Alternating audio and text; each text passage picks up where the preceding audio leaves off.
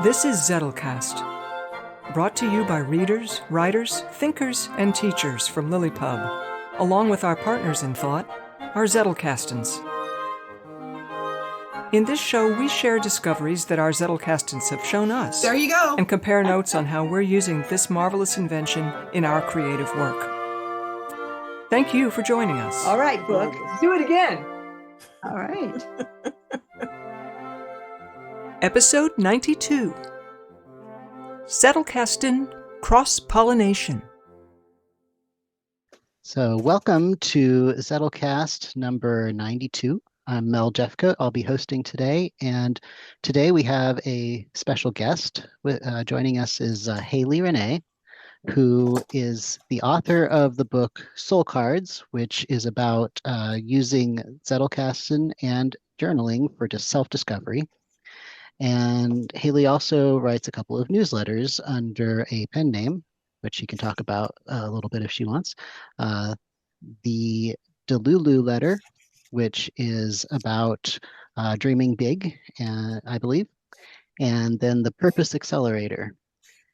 And Hailey is also a world traveler and has just finished up a computer science degree from Minerva University, which had her studying in all sorts of different countries. So Hailey, would you like to talk a little bit more about any of that? Yeah, sure. I just finished up a degree from Minerva, which was involved traveling and studying in 6 different countries. So I've been basically a full-time nomad for the last many years, which has been interesting when it comes to trying to do paper-based systems, because traveling and paper-based systems sometimes conflict with each other. I write 2 monthly newsletters. One is more of just like happy mail. It's kind of just a community-based, try to send it out to people who also dream big and want to stay accountable and keep up with what I'm doing. And then Purpose Accelerator, which is more teaching-based, and it's about building the foundations in order to reach big goals. So having purpose in life. So our topic today is going to be about how we have changed our Zettelkastens in response to different conditions such as traveling, and also how we incorporate ideas from other paper-based organizational systems. There's a lot of them out there, and some of them have good ideas that play well with Zettelkasten. So I guess to start us off, how has traveling changed how you Zettelcast? Yes. And I'm still definitely not completely settled in my system at this point. So initially I started the Zettelkasten in a very traditional manner. In fact, like I can show you, it's a bunch of index cards in a box. However, when I needed to go to Asia, taking this entire box with me in my little suitcase was a no-go. So I had to adapt that. My first adaptation was to type all of those cards into Scrivener and make like a Scrivener database out of my Zettelkasten, which worked for as a good reference, but was kind of a pain in the butt to update. So I didn't really keep that up. I have it, so anytime I need to reference anything in that box, I have like a digital reference for it. But when it comes to the day-to-day system, I experimented with a bunch of stuff. I tried initially little index cards that were in a little binder, like a really small binder, like not this big. And that just flat out didn't work. There just wasn't enough space on the page. And the cards are cute though. I will show you the cards. The cards are like really tiny. Oh, wow. But ultimately I ended up kind of splitting up my system into 2 pieces. One is the fiction writing, which is all in its Scrivener, a separate Scrivener than I was originally talking about. And I found good success working digitally with writing.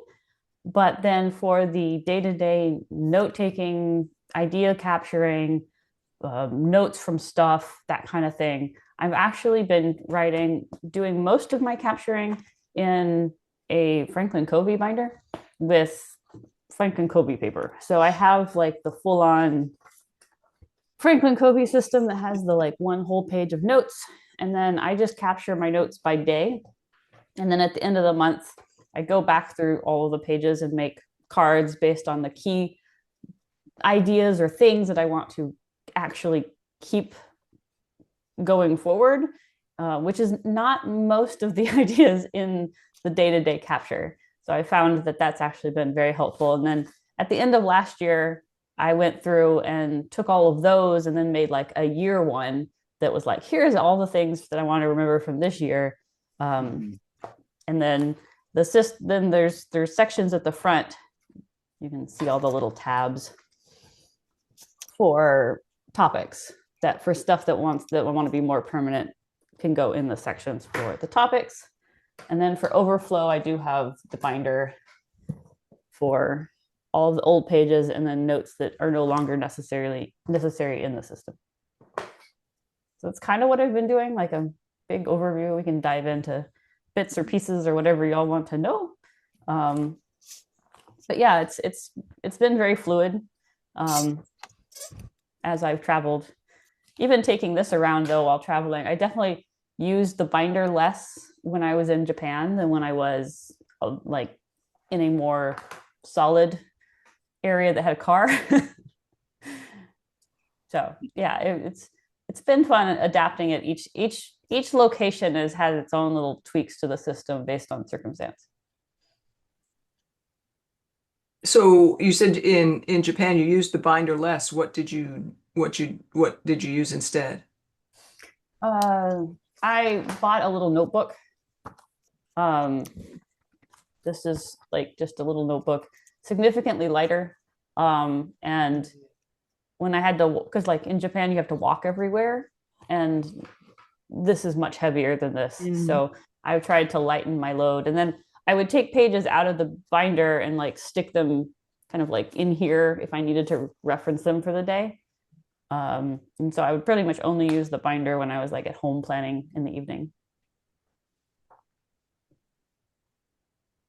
And what are the sorts of things that that you find necessary to have mobile with you during the day?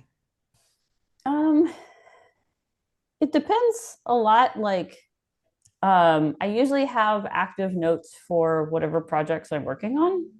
And so it is very useful to have like my most active notes for the projects with me, either in the binder or like in the bigger binder, or I also have like a folder. More recently, I've been taking bigger notes because I've been taking notes from things that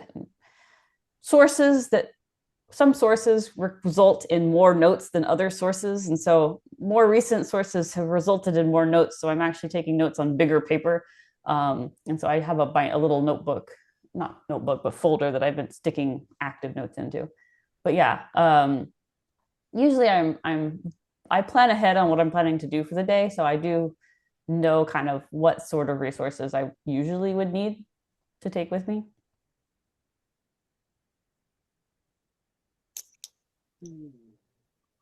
So maybe a month or two ago, you had posted a link on LiLLiPub about the pile of index cards system that you said a friend of yours in Japan was using?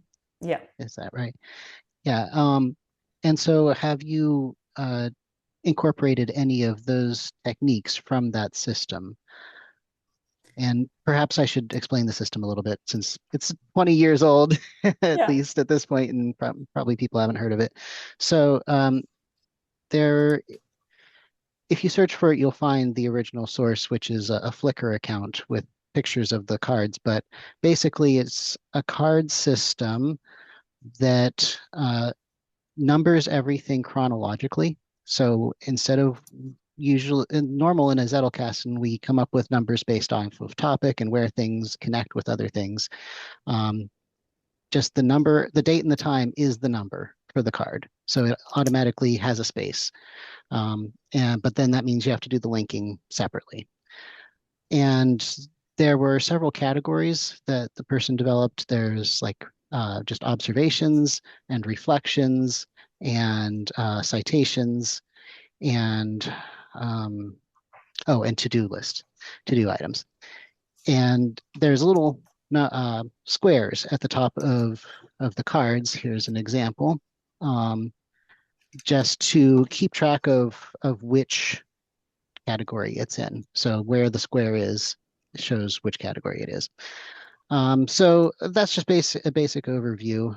And when you have a bunch of cards, you end up with sort of an example, a bunch of little lines there to see where the majority of your cards are. So with that sort of introduction aside, have you incorporated any of that? So I'm not sure I necessarily incorporated it from the pile of cards, but there's definitely some elements of the pile of card systems that I use in mine. And the date numbering is very similar to what I use in my system, since I am capturing most of my notes on like the day pages from the Franklin Covey system. When I do transfer the notes anywhere else, I will usually number the numbers that I reference are the date, and then like I'll number the items on the page. So it'll be like the date -1 or something like that, which is very similar to how the pile of cards system does it. And then also, like, this is old, but my initial Zettelkasten system, I don't know if we can, let's see if I can get it out of the box, or I can just grab a chunk. Not to lose the place. If you look at the cards,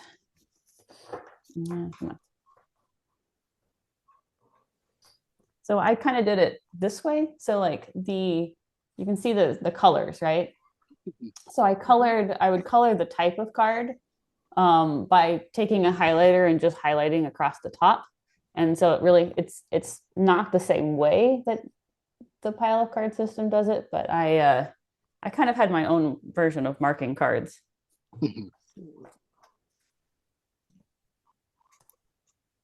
Prior to this episode, I had shared with the rest of the participants here. Basically, I made a document of the basics of the pile of index card system, and I wrote a little bit about my tweaks that I've done. So everybody else, Julianne, Deb, Victoria, do you have any thoughts on any of the concepts in the pile of index card system? Anything that you think that you would want to try to incorporate? Well, or why you wouldn't want to? yeah, so there's one thing that just sort of like it's stuck in my craw a little bit.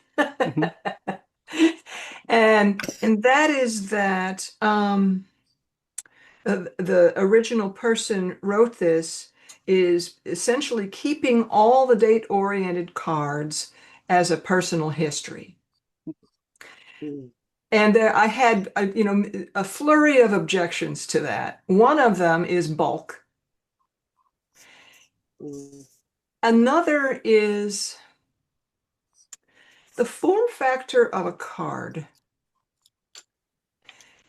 to me, implicitly asks me to be brief and summarize and encapsulate something, which is quite different from pulling out a journal and writing a date on it and letting it rip the way Hailey extols in Soul Cards, right? It's just like, go. And then you might come back later and have some insights from there, and those are great for Zettelcast and form factor. And I think, at least this is the way that I use Hailey's system, those end up being date oriented in in a particular zone of the soul cards, which to me just seems more conducive to daily observation. So that was one thing that and I thinking also about the experience collection, because the experience collection is a similar sort of thing, and I implicitly have a kind of an editor going, is this worthy of the experience collection? Right. In order to kind of hint at what sort of thing is this and how, what does it spark in me? which is way more refined in essence than this is what happened today. These were my tasks today. So it's a different level. And so that's what one of the things that made me not want to, or several things that made me not want to jump right into that aspect of the pile of index cards. Mm-hmm. Yeah, and I find that like in my system where I am doing it by date and time, I do take things out. The things that I feel deserve to not be in chronological, I do pull them out into their own section. Yeah. But then I keep a lot of things in the like chronological order section. So I kind of agree with you. Like there's certain things that I like having in chronological order and certain things that I don't, and like prefer having like all the soul card stuff, right? It's in its own little section, kind of separately and more organized. But I still keep my numbers more date oriented these days than I used to. That makes a lot of sense to me because so much of what I do is sorted by date. It's just something that makes sense rather than, do I want this in the 2000s or the 4000s? I don't have to think about it if it's just dated. Yeah, that's why I do it. But that does create a problem because everything,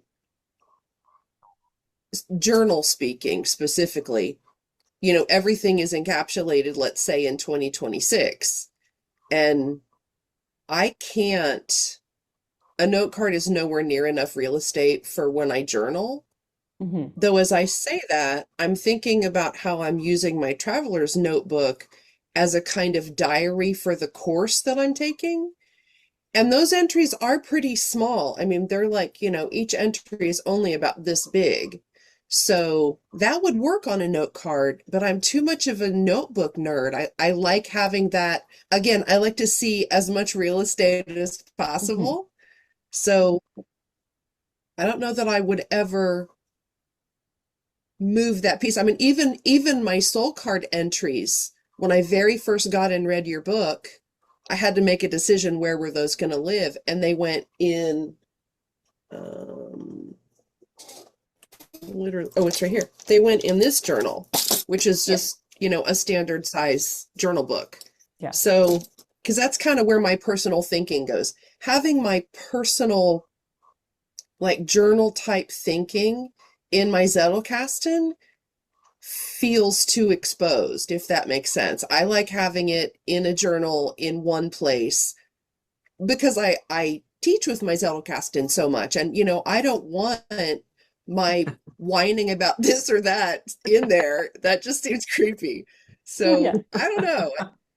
I don't think I could migrate. I couldn't hybridize those things, but I'm curious about when traveling, because that was my first Zettelkasten challenge, really, was, my mobile box is roughly the size of a shoebox and zip shut and is watertight, and everything fit in there for that trip. But that was like 4 years ago. We were about to take that trip again this year and couldn't go. And I was literally struggling with how in the hell am I going to pack all this stuff into that box? Which was a problem I'm really glad I didn't have to solve, because I intended to work on my novel up there, which meant I'd have to take all the crap. So how do you write? And you kind of spoke to this a little bit in that you scrivenerized a lot of stuff, but do you pull cards and lay them out and write from them in the way that so many do? Or is that more of a digital process for you anyway? I've never really written from cards. Like, I know that's a thing that people do. Yeah. But I have never enjoyed the process of writing from cards.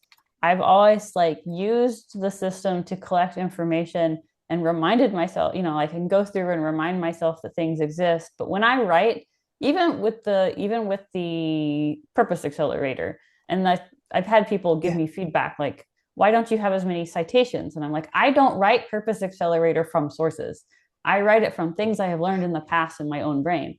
So I'll cite if there's some like, oh, I need to look this up because I've forgotten this detail, then I'll cite the source, but that's not as common as I guess people think it should be. So I rarely write from cards. So I don't need as much for when I'm actually writing for things.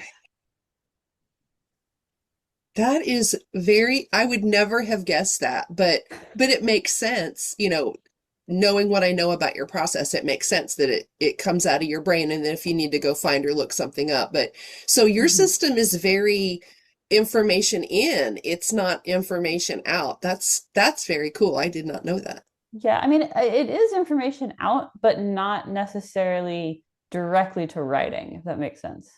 Like, yeah, I'll use it to remind myself what I know, but usually not as I'm writing.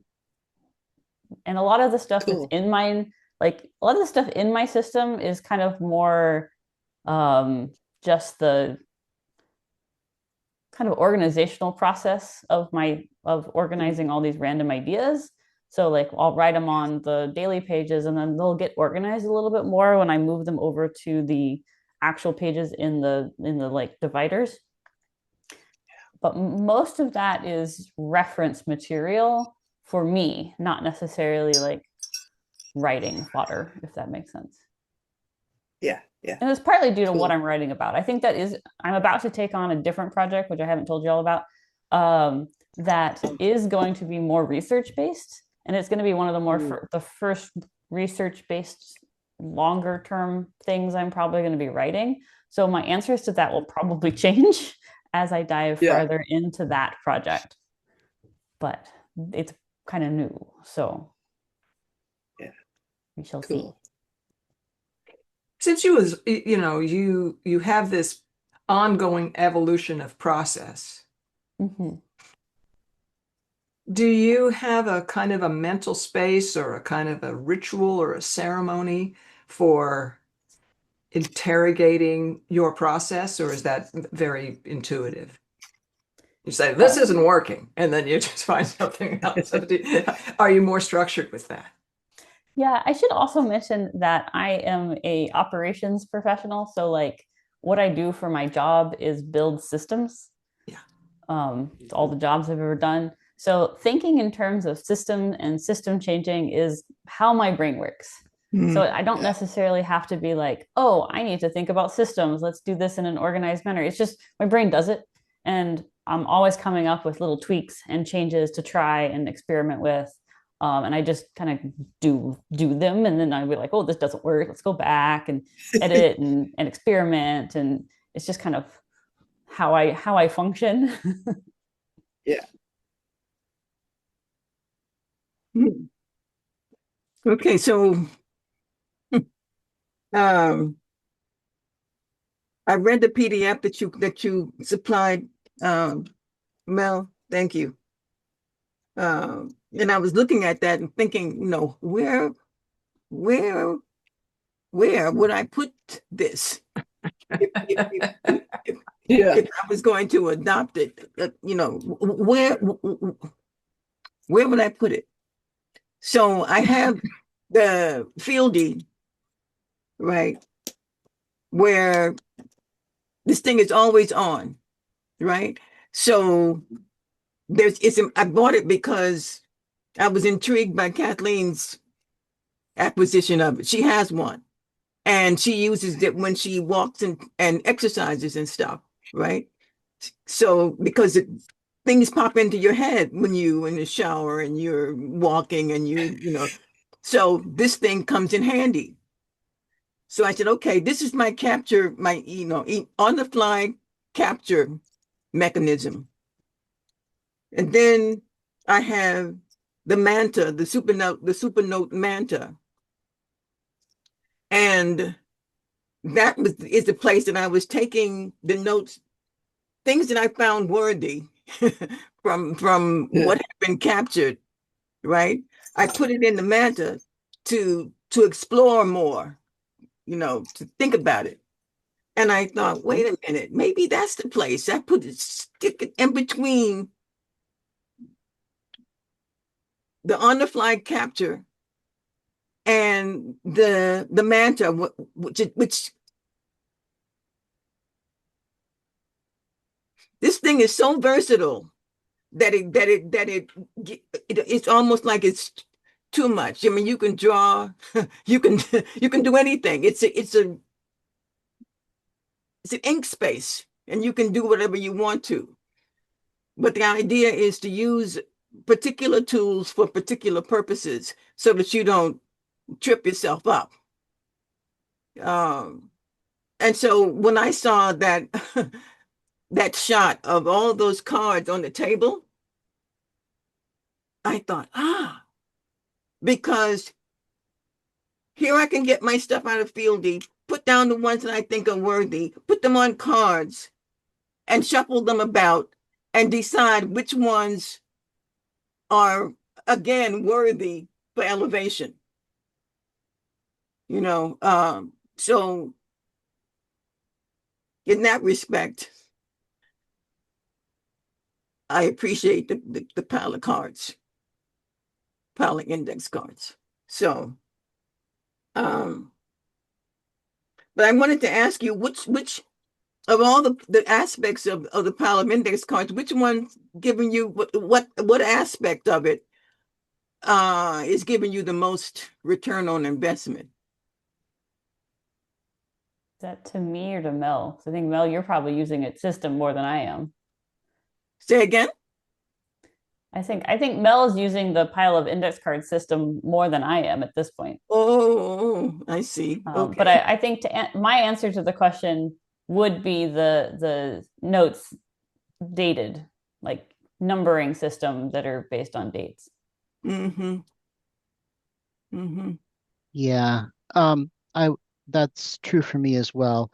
The problem that I ran into with the regular Zettelkasten numbering system is that it forces you to choose where things are going to go before they can get a number, which is great in one sense because you make those links. You're definitely going to make them. But what I found was that I ended up with a backlog of cards that had not been filed yet. And then I couldn't really use them because they were just in this undifferentiated mass. So just this process of the cards instantly having a place to live and a number immediately as soon as they're created, it means there's no more backlog. And this, of course, pushes the linking and finding connections to a separate task. So that is the trade-off, the downside. But so one thing that I did that is not in the original pile of index card system, it did not have an index, which is, of course, you're never going to be able to find things without an index once you get past a month or even less. So I've been indexing. So cards that are just like observations that are like, this is what happened today. I don't usually index them unless there's something that I want to be able to find again.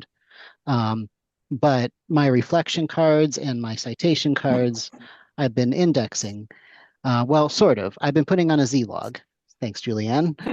So it's just a list of all of the things that I would index.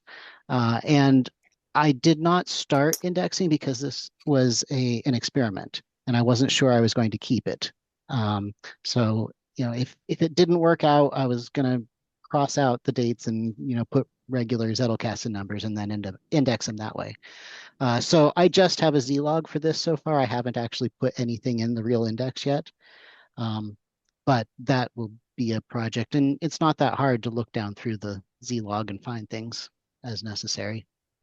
No, and it saves you putting in the dates, looking at that and saying, this is important. Let me just saved you from having a pile of mess. Yeah. There's cards all over the place with no kind of rhyme or reason. So that's a good return on investment, seems to me. Yeah. And the little icons, the little shapes that indicate what sort of thing it is, do those stick out for you in the Z-log so that you can be scanning down and say, yeah, this was one of those? I am not currently adding those shapes to the Mm. Zlog entries. I have considered doing so. Um, so it may be something that I add. Yeah, Victoria? Julianne, would you just say a word about the Z-log for people that don't remember or don't know what that is? Sure, sure. Because that is a cool tool. Cool tool. So the Z-log stands for Zettelkasten log. And I began doing this with my very, very first Zettelkasten. I just knew. Well, here's some backstory. Interesting to me. Microsoft Outlook, when it first came out, it had a feature that nobody used. It was called the journal.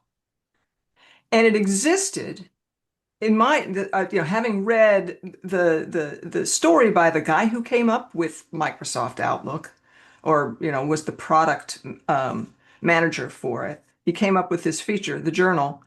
It was a date-oriented way of looking at all your stuff in Outlook, and it corresponds to the fact that when you're trying to remember when anything happened, or you first captured some kind of information or whatever, it's very natural to say, it was about 2 weeks ago.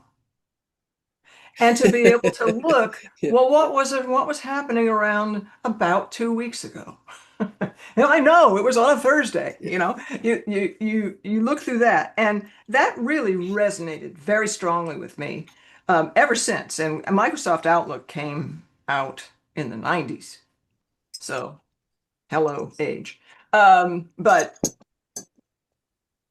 with that in mind, my Z-log is a date-oriented list of the taglines for the cards that I created that day. Now, there is that bit of friction, which is I need to know their addresses first. So I have that backlog problem. With the cards that I create for Roanoke, I have enough of a sense and reference materials to know, okay, this goes in that thread. So it's not so hard, but it is, each card, it takes a minimum of 5 minutes to determine its address. But anyway, it's a date-oriented list of all of the things, and it allows me to record the existence of the card and to file it away so it's not piling up. And then I can go back as time permits and properly index. And I will have already from the taglines. Well, this page isn't a great example. Well, that's because it's from the past. This is part of my backlog, right? I've underlined what I intend to index. And so now I'm processing my Z-log backlog, but it feels less bad to scan this big backlog, knowing I know where to find it. I've already taglined it. There's a lot of good investment that has gone into the making of the card, and I just haven't finished the process of fully indexing it. But that's what the Z-log is. I do it anytime I create, and the fact that it allows me to not wait until I've gotten everything sorted before the card is put away has really been very freeing for me. That's awesome. So do you find that, and this is a question for everybody, often I will get an initial reaction, like when I issue an exercise or something to writing students or writers, and they'll say, well, I wrote this or I did this, why do you want me to do it again this way? That's repetitive. But that's kind of the point, because it's in the repetition and the revisiting and reworking with whatever the material is that you really lock it in and learn it and look at it from different aspects. And for me, that's what the Z-log does, is it's the revisiting and the re-communicating with that information, even on a different day. I make discoveries that maybe I didn't link up initially. Does anyone else find that true? Absolutely. Yeah. So the way I tend to do it, I just dug this out so I could show you guys. So after at the end of the month, I take, I'll have the 30 days of pages, and I'll go back through and I make kind of an index, a month index. So I'll basically go through each page, anything that has like an important idea that I want to save or want to like remind myself it's there, I add it to the index for the month. Wow. It's kind of similar, I guess, to the Z-log idea, just ideas, and then they're numbered, right, by the date. And then any pages that had something that's kind of too big to compress to the index page, like I'll just pull just those pages out. And so the ultimate, like my system, my like reference system ends up just being index log plus the key pages from that month. The rest of the pages go into the like backlog binder, which I like never look at. So that's kind of I wish. but I agree that going through, if I did this log on per day, like as I was making it, it would be probably like way longer, right? Yeah. Within time, I can look back and be like, oh, this is a key thing. And then I'll have another connection or be like, oh, I need to reference this. It's that amount of time that passes that makes that work. And I'm guessing the physical constraints of wanting to have a lightweight binder Yes, force you to do that monthly thing. I have gotten very good at taking things out of the system, archiving documents and coalescing things into smaller area of text.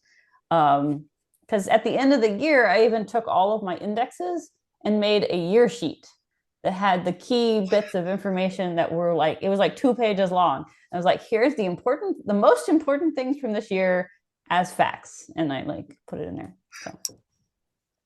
And that's still in my binder. Like last year's is still in the current binder.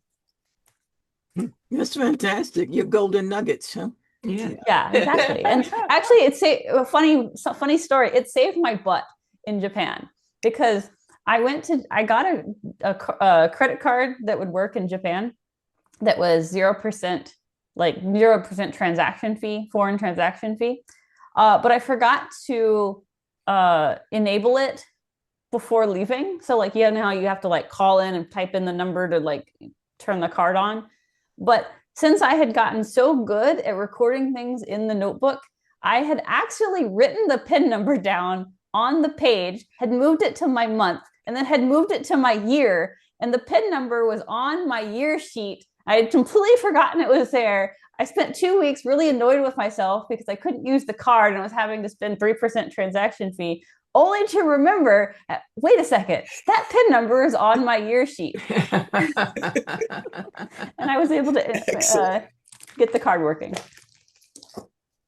That is awesome. When your systems come through for you, it's like the pinnacle of human achievement. It feels so good. Like manna from heaven. Nice. Yeah. So this conversation about reprocessing and grouping things and finding the connections. This is a good place to sort of insert. Kathleen had asked some questions in case she wasn't going to be able to get here.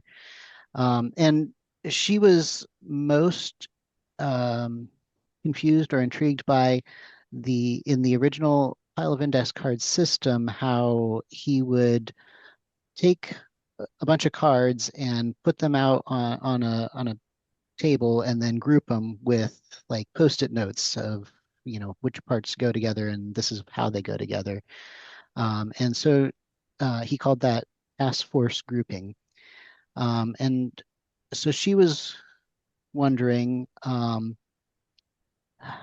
well, what determines which cards go into a specific application? And I think that's something that, well, he doesn't really explain in the original system, and it's not something that I've worked with. Maybe I'll just say the rest of her questions, and then we'll see if we can figure out any answers to them or any thoughts about it. So is this something someone might do on a regular but not daily basis? Question number 2. And question number 3, after the chart has been made and insights have been gleaned from it, what happens to the cards? Do they get refiled back in their daily place, or do they get moved somewhere else? So, and this is something that I've been sort of pondering myself in terms of project specific cards, like for our Roanoke project and other writing projects. Like, do I want to just link to the cards in the main database? Do I want to physically move them? Do I want to make copies of them so that they're in 2 different places? And this is not something that I've completely decided on, because there's pros and cons to all of the approaches, and none of them are completely perfect. So, thoughts about collecting cards into groups and what you do with them. And one of the things that has come to notice for me is because I have RA, which is rheumatoid arthritis. Okay, and much to my upset, because I know the link between writing and thinking and moving things from short-term to long-term memory. And it is about revisiting that makes it stick deeper and deeper. But my hands don't want to write. You know, they'll do a couple, 2, 3, 4 cards. And after that, it says, think of something else. Yeah. This is also an interference with my Manta, my writing tablet, right? Because I bought it for the very purpose of being able to write. But it makes it so that I have to think about what I write. I have to compress it, summarize it, shrink it down to its essence, so I write fewer words than I might have written before. Mm-hmm. So in this way, I'm trying to conquer it anyway, you know? But the business of revisiting what you're learning, to sink it down into your essence, to join it with all the other things that you know, that repetition is the way it gets done. So, very important. I wonder with the Manta. Mm-hmm. So holding a pen is, for me, I don't have rheumatoid arthritis, but I am starting to experience cramping that I didn't as a younger person. So it's probably some species of arthritis going on. Mm-hmm. And the holding of the pen is one of the main points. And I wonder with the Manta, would it be easier for you, and would it work to just use your finger?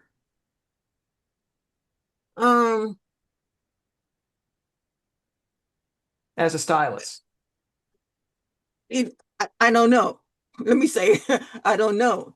But I'm thinking that part of the thing that sinks whatever it is that you're learning into your I don't know, your internal database is the intricate little movements that you make. Yeah, still make those, but with your finger. Yeah, but where you're not grabbing onto a thing, a tool, you know? Right. Well, yeah, I don't know.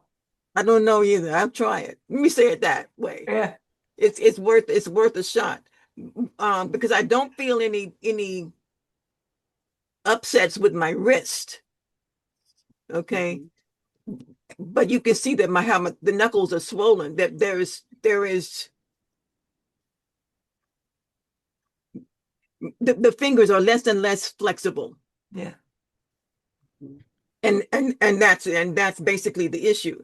But I'm saying, okay, well, that's one barrier. Let's find a way to make a hurdle, make it out of instead of a barrier, it becomes a hurdle, and we just jump over the hurdle. Find a way to do it, you know. But thank you for the suggestion, Julianne. I will definitely try that. Yeah. You're a pioneer. I'm a pioneer. Well, no, I'm a survivor, is what I am. You know. That's right. Yeah, because things happen, and whether it's because I've been sedentary or not, things happen. And if you want to keep the vessel that houses your brain, that does the stuff that you're interested in doing, you have to give it its props. Give the physical part of you its props. You have to do what makes it so it continues to survive, to be your vehicle, because this is the thing that allows you to interact on this earth. So Here. Well, just to add, not to go off on a crazy tangent, but just to add my own experience to that, I'm writing tens of thousands of words a month now, where before my primary communicating tool was a computer. That was my job. It was all typing. And I found about 2 months in that I started noticing not only were my hands kind of like crampy and mad, but my writing gets worse to the extent that I'll go back the next day to edit and I can't read my own writing. Like it just deteriorates because I've always written in a hybrid cursive print. So, it's like the shortest cut way of writing that I can do that. So my solution was, I like pencils. That's my preferred thing. So I got a thin pencil, which is very lightweight. And the lead is, it's a super thick lead, like a drawing lead.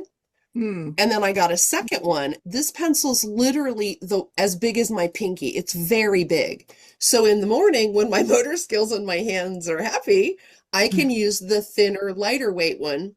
And as the day goes on and my hand gets tired, I switch to the fatter pencil and change my grip, which allows me to maintain my handwriting. And then on the other side of that, if my hands are really sore, like really bad, I got weighted pencils. So again, this is an artist pencil, which is, I don't know if you can see that, but that's like one of the thickest leads that you can get. It's really thick.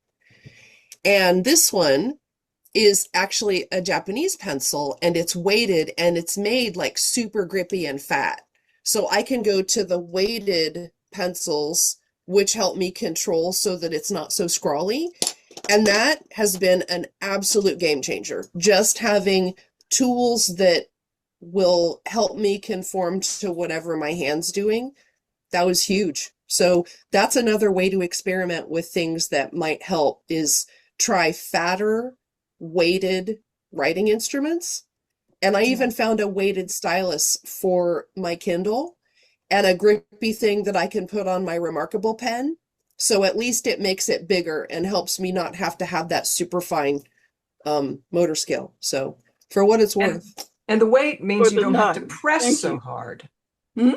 Yes. The weight means you don't have to press so hard, because I feel like that's where, when I experience cramping, it's because the ink, I'm using a pen that doesn't flow as well. Yes. Yeah. Yes. And softer lead.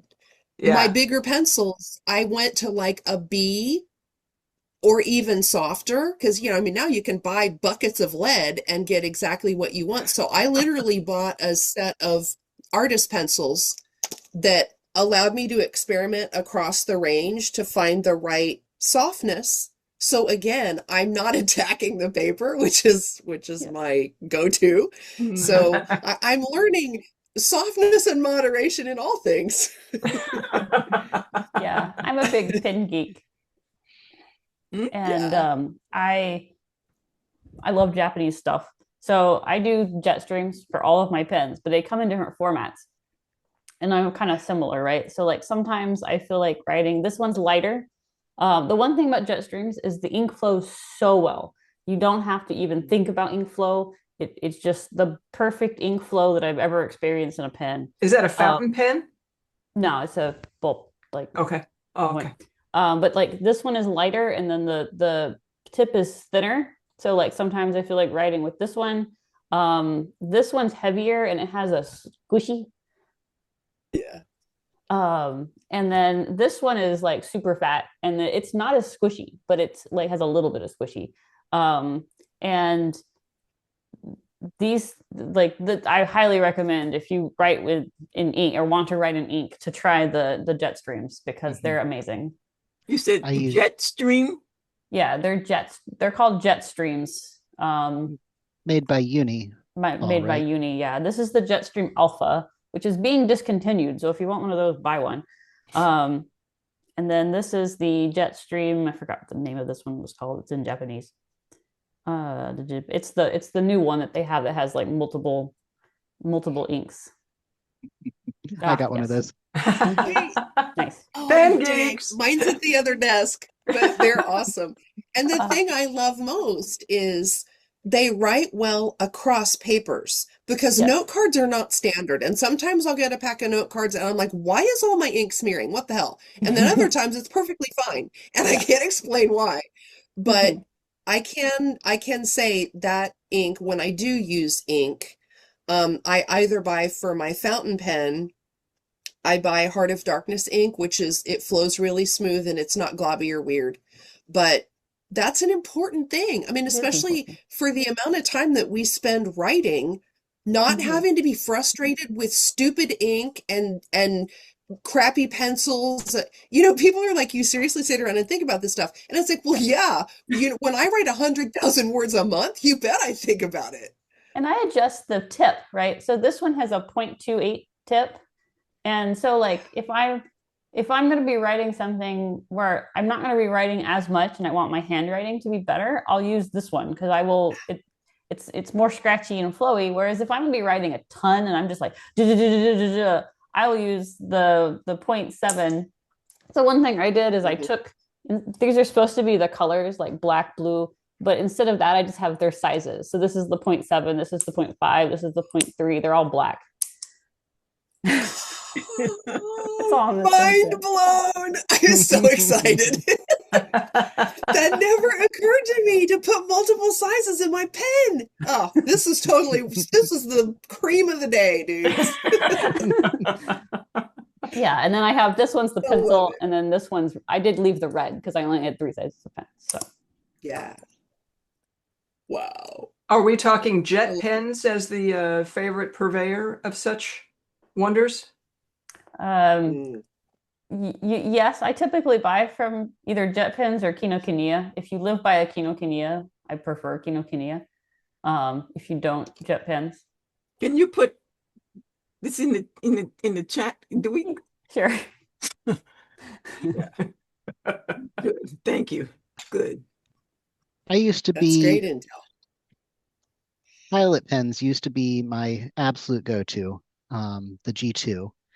And they were wonderful for years and years. And then something changed in the manufacturing process. And now I can only get through maybe a quarter of one of the ink in one of those pens before the little ball pops out and it's useless.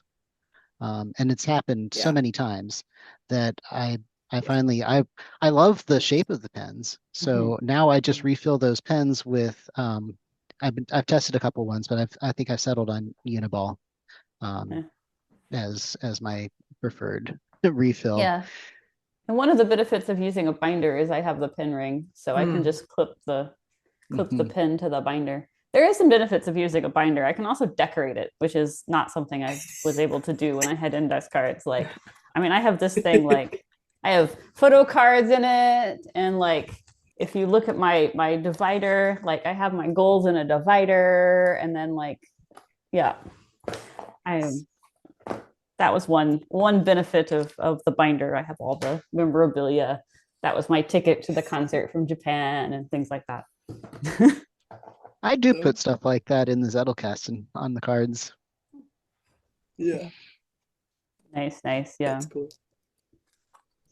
But yeah, I have a J-pop group that I'm kind of obsessed with, and that's the theme of my planner. Is it's decorated based on that J-pop group. Well, we're getting to the end of the hour here. Does anybody have any final thoughts before we finish up? Everybody's off, ordering pens right now. I'm like, I wonder if I could make some time to Google that. Yeah, and it just, since we're doing recommendations, just throwing out there, I did pen recommendations, but if you want an index card recommendation, I highly recommend the HEB index cards. They are super cheap and some of the best quality cards I have been able to buy outside of Japan. Wonderful. Put that in the chat too, please. Okay. Because that was just about to say. Okay, good. And then let me know if you have trouble finding them, or if HEB won't send them, because HEB is only a Texas store. So, but I think they ship, so I think you can order off their website. So since Kathleen's not here, I guess I will take over. Oh, look at you. I just wrote this real quick. LiLLiPub.org is where we hang out when we're not here in YouTube land, as Kathleen likes to say. And it's a member only group, but the dues are very low. They are only $8 a month for now. And you get that price for life if you join, and that gets you access to all of the general areas in LiLLiPub. Anything other than specific subscription-only newsletter spaces. So we've got areas about Zettelkasten, areas about writing, areas about is there a general character traits area? I think there is. Yes. There's a whole lot of different things going on there, and it's really a great place to hang out if you're into index cards and or writing. I would say one of the best places is the library. That's where we can all pretend that we're very quiet in a library and we're all studying our different things, but the random things that we wish we could just say out in the library, we do. Lots of great stuff there. Yeah. All right. Well, thank you so much for joining us today, Hailey. Thanks for having me. Yeah, and we'll make sure that there's the links to your sites in the description. We'll get that to you, Julianne. Yep. So yeah, that's it for today. Thank you for watching, everybody. Cool. Bye-bye.